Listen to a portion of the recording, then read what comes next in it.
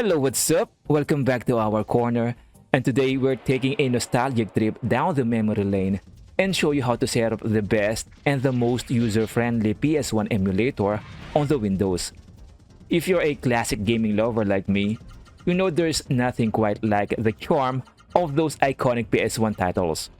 Whether you want to look back and relive your favorite childhood memories or discover some hidden gems from the past, it is a breeze using this emulator. With this, you will be able to get back to your favorite classic games with little to no configuration at all. Now let us go ahead and proceed to our video and prepare those classic gems.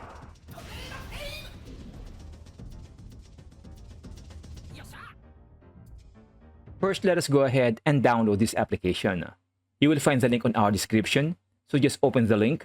And if you're using Windows, click on this part to download the Duckstation on your Windows. This emulator requires a VC++ runtime to work. You can go ahead and click this to download and install this first.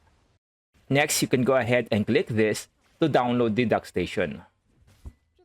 Then let us go ahead and extract this on its folder. As for the requirements, you may go ahead and install this first before we run the application. All you have to do is simply open this and install. Then we can go ahead and run the application. So open the folder, then simply open this application.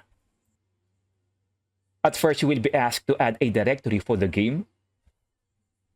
So just click here and locate your games. This emulator also supports e-boot format games. So if you have PS1 games that was previously formatted to play on your PSP or PS Vita, you can play them on this emulator as well.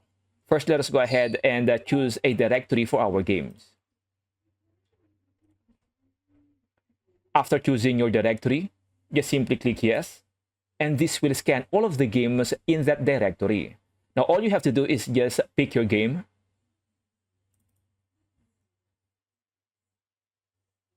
And the emulator will run it flawlessly.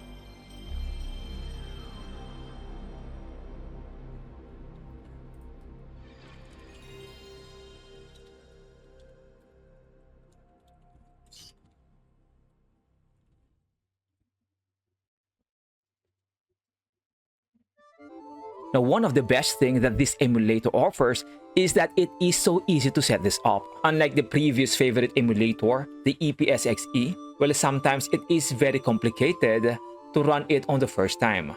But for this emulator, all you have to do is simply download, locate your games, and the rest are just simply optional.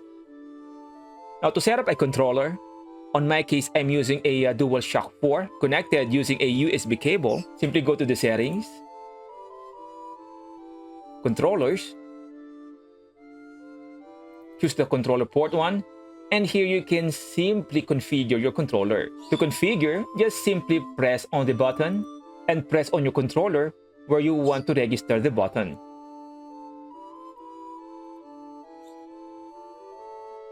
And once you're done, you can close this window and simply start your game. One thing that I would recommend is you can also set the hotkeys by going to the settings and hotkeys to make things more convenient for your gameplay. Here you can control the game speed. What I did here is I use my numpad plus to increase the speed emulation and the numpad minus to decrease the emulation speed.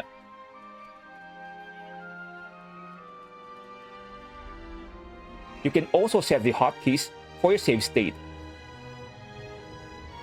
Now, if you have a previous save file from other emulators, you can also go ahead and use the memory card editor to use the save file from your previous emulator to this emulator.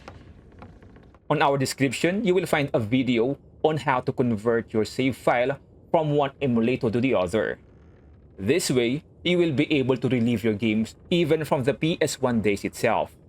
We have a video on how to convert your games from your PS1 memory card and load them on an emulator.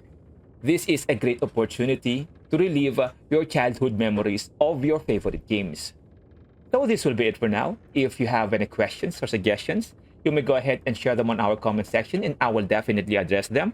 And again, my name is Ali. If you find this video helpful, please go ahead and like and subscribe, and I will definitely see you on our next video. Bye-bye.